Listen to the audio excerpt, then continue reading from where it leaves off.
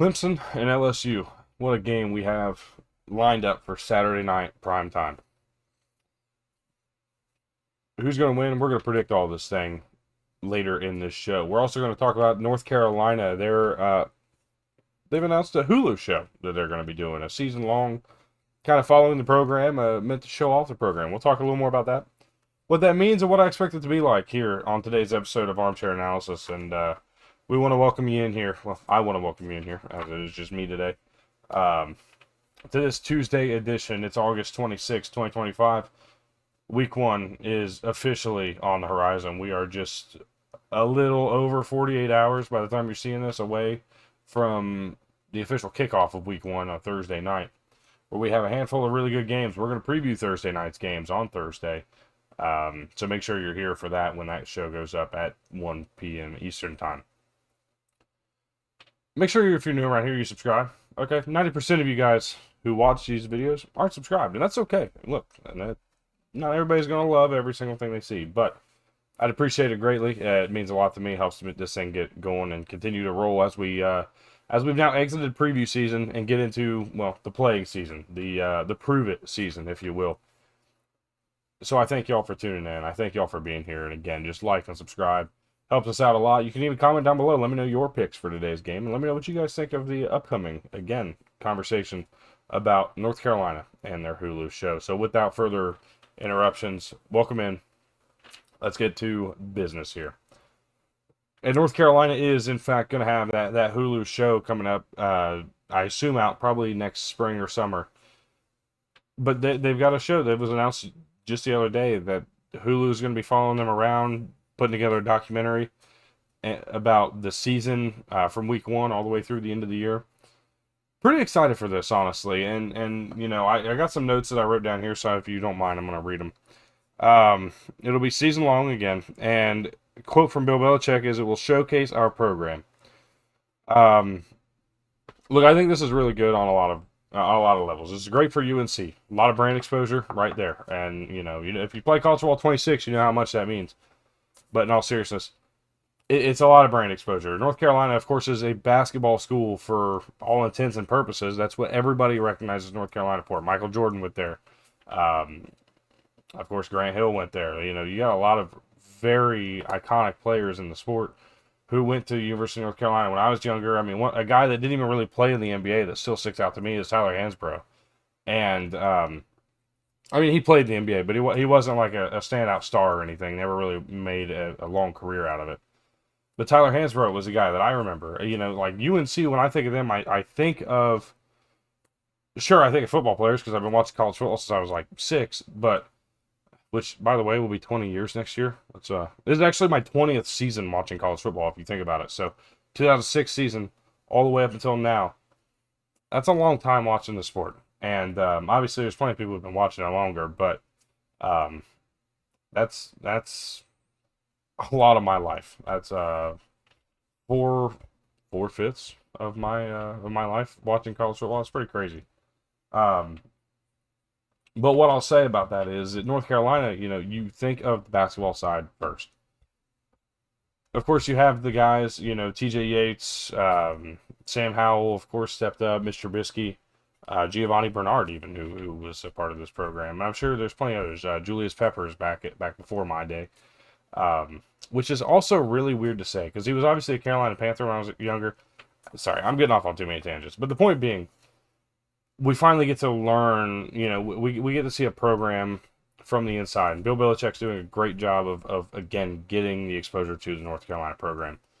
This Hulu show, I mean, if we want to look at something to compare it to, we're talking about game-to-game, season-long, following a team. Kind of think I'm going to want to compare it to the Red Sox documentary from earlier this year. And obviously, those of you that know, I'm a Red Sox fan. And a very big one. We're doing really good right now. But love the Red Sox. I love that documentary. I think it was really good. It did a great job of following. Kind of, you learn the personalities, some of the bigger names on the team. And it really was a good watch. And if that's the baseline, obviously Netflix did that. Hulu's doing this. I don't see it being too much different. I've seen some Hulu documentaries They've been pretty solid from what I've seen. As a matter of fact, there's one I'm going to be watching later about Hurricane Katrina that just popped up literally within the last couple of days. And I'm gonna watch it. Hulu documentaries, they both have done really a good job. I think they hit the points well. They make sure they maintain facts, but they do a really good job with interviews. If that's the standard we have, then I think we're gonna have a really good docuseries. Now, another thing you compare it to, we're talking about college football. There's a few things. Now, obviously, it's not going to be the same type of thing. I think the SEC docuseries that came out on Netflix is the closest thing to the probably the closest thing to what we're going to see here. But we also have the Swamp Kings, of course, the Florida Gators docuseries.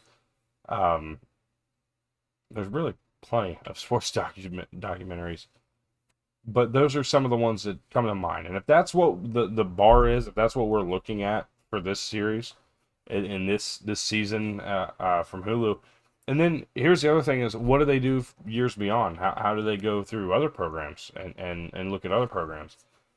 This could be a really, really good thing for college football. Huge for exposure, especially big for brand exposure, again, of different teams. The SEC got a lot of it just earlier this offseason, or sorry, non-playing season. And North Carolina's about to have it next year. So it's pretty cool. I assume the SEC is doing the same thing again. The Big Ten has the Journey, which is awesome. The Journey, if you haven't seen the Journey, Big Ten football, it's awesome. They follow a team every week, and you kind of get to see their process going through the week and what it looks like on the field throughout the course of the game. And so there's a lot of behind the scenes stuff that you can find in college football. I think ACC's got a few things like that too. There's a lot of really good docuseries around college football. If you haven't already seen them, you can easily find them. But this one right here is one that I'm certainly looking forward to. It's going to document the first year of Bill Belichick at North Carolina.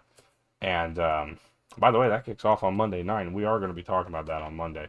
So make sure you're sticking around. If you're a North Carolina fan, you'll want to hear about this. With that said, let's go ahead and talk preview here for Week 1. And we pull it up here. Clemson and LSU, what a matchup. I mean, look, people are talking about Ohio State and Texas. I'm all for it. I love the storylines going into that game. I love what that game can be. But for whatever reason, I think it's the experienced quarterbacks, and I think it's the two legendary head coaches, two guys that have a lot of history, a lot of time in the sport. I think that's the difference between Ryan Day and Steve Sarkisian, which is two great offensive minds, two good head coaches, the defending champions. But they have so much new around their programs. These two teams are teams that have a lot of experience and two of probably the most experienced quarterbacks in college football, which makes this a really fun matchup for a guy like me who loves the quarterback position, who played the quarterback position, and wants to watch these guys just go out and have a hell of a game. You know, it's not going to look, it's not going to look bad, but it's going to just be a fun football game. And then you talk about these two defenses, and we're going to talk about Harold Perkins a little bit in this preview. There's a lot to talk about here with this game, and I mean, I'm just excited to get into it. Sorry, my washer's running, which, by the way, is literally over there. It's just across the room, and which you'll never hear, thank God. But it shut off. It was clicking. I was like, it's old. It's like 20 years old. Bear with me. Anyways, so here's point number one for me on this game. You can look at the keys to the game. They're pretty obvious. LSU struggled to run the ball last year a lot, and then they found Caden Durham, and that's when they started running the ball.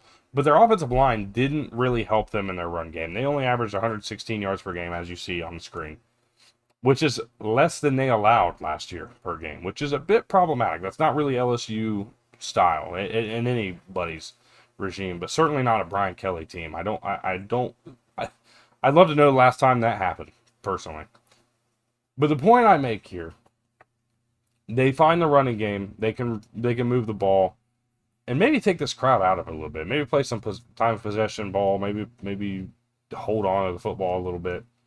And who knows? Maybe they do win this game. They are certainly not out of the question to win it. They've played in tough environments basically every week in the SEC, and Clemson is certainly no slouch, and it's going to match up to anything the SEC handles.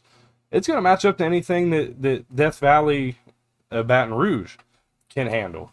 So, we're talking best of the best environment. You're going to want to run the ball a little bit. You're going to want to move the football on the ground and take care of the football.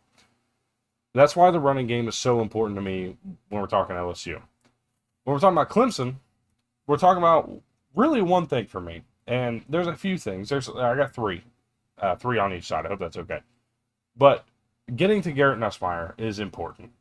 Having a pass rush, making him uncomfortable, making him kind of not allowing him to get through his progressions. That's something really important. In the big games last year, Garrett Nussmeier turned the ball over a lot. He had 12 turnovers last year, 12 interceptions, I should say. And probably should have been more, or if you recall, a horse collar pick six in the South Carolina game that happened. There were 2 pick sixes in that game that got called back. And that's a bit of an, that's whatever. I'm not going to go back to that game, but that's a game that sticks out to me because obviously I was there, so it makes me, that's one that I remember. But Garrett Nussmeier in the big games has been a little bit more turnover prone. Cade Klubnik has taken care of the ball and really steps up in a lot of these bigger games as of late. I remember a couple times last year, he did a lot with his legs. That's something that I think we're going to have to keep an eye on in the run game for Clemson is, when does Klubnik hold on to the ball and take it himself? He's got probably a group of 3 running backs that I think they're going to trust to be on the field, maybe 4. And this is another point for me, on top of getting to Nussmeier, because I already made mention. It's just turnovers. If you can get to him and make him uncomfortable, he's going to have a forced error. When we talk about Clemson, the running game is important to me for a little bit of a reason, simply because I want to know who's going to take handoffs. Is it going to be Adam Randall? Is it going to be Gideon Davidson, who I think I think this kid's going to be really good. Anybody that's worn 9 for Clemson has been good. Obviously, we have Travis Etienne recently, but anybody we've seen in recent history wear 9 has been good. And that's not the only reason I'm going to tell you that, but Davidson, I think, has a real shot to be a bona fide star from the very beginning of his time on campus. We'll see what happens there. We'll see if he's on the field, how much he's on the field. We'll see how much, what the split is of handoffs. I think that's going to be a big talking point on Monday, on Sunday when we're back, when we talk about this game. The other thing I'm looking at, and we talk about Garrett Nussmeier, is Tom Allen, defensive coordinator at Clemson. What does his defense look like? How can they create pressure? What kind of looks does he give to this LSU offense? Because if you think about it, they have a really good front 7, but they've got a really good secondary too. It's going to be led by Avion Terrell, who I think has all-conference caliber corner, if not maybe could push for an All-American spot if they test him enough. What I think can happen here is this defense that Tom Allen puts on the field, I think is going to create turnovers. I think they're going to force a mistake or two from Garrett Nussmeier, and they may just force a mistake from a running back. That's going to be an interesting spot to look at as well. Well, I've done a lot of talk about Clemson, and I haven't gotten really enough on LSU. So for those of you LSU fans who are saying, man, this guy's all over Clemson, well, let me tell you what I'm excited for LSU. Number 1 is Harold Perkins. Blake Baker has made it very clear they're going to utilize the athleticism of Harold Perkins, which is good. However, he's not necessarily been good in this role before. In 2022, he broke onto the scene being a pass rusher coming off of the edge, and they are going to allow that to happen again this year. They've already said that he is going to get more pass rushing snaps. But they're also going to play him in coverage. Their intent is to utilize his athleticism, which is great if they really got him training and depending upon how quickly he was able to return from injury over the course of the offseason. Remember, he was hurt last year in the 4th game of the year.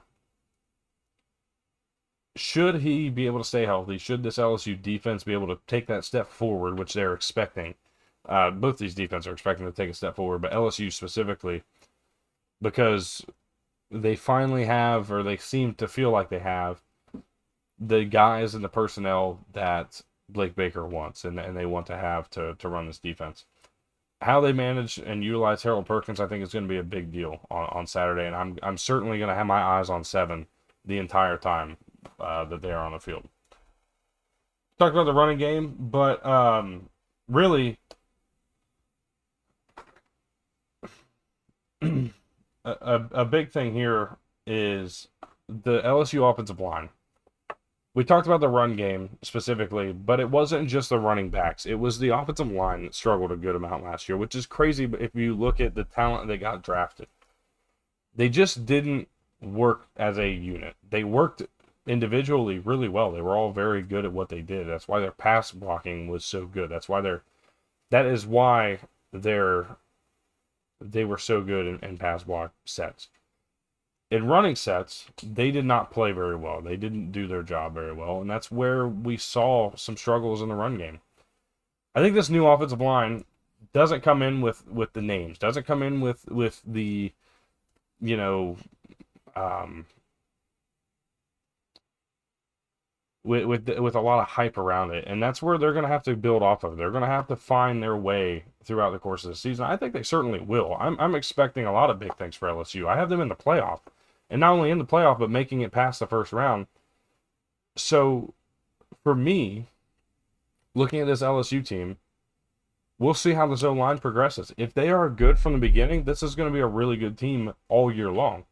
If they struggle a little bit in this game, they know what they need to work on. They got a little bit before they play Florida to really have to have it sorted. When you look at this game from a betting perspective, Clemson's a 4.5-point favorite. I like that number. I think that's solid. I think I like Clemson to cover that personally. That also means, yes, I'm taking Clemson to win.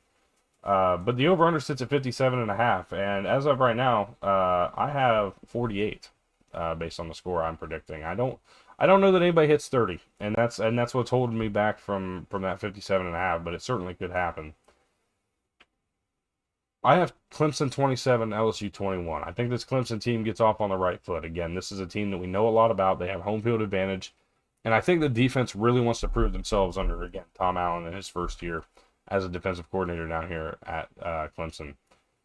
It's going to be really exciting, though. This is a really fun game. Again, I think this game is a lot bigger, or is going to play a lot bigger than the Texas and Ohio State game. I know what the numbers say next to those two teams, but I just think that this is early season, week 1.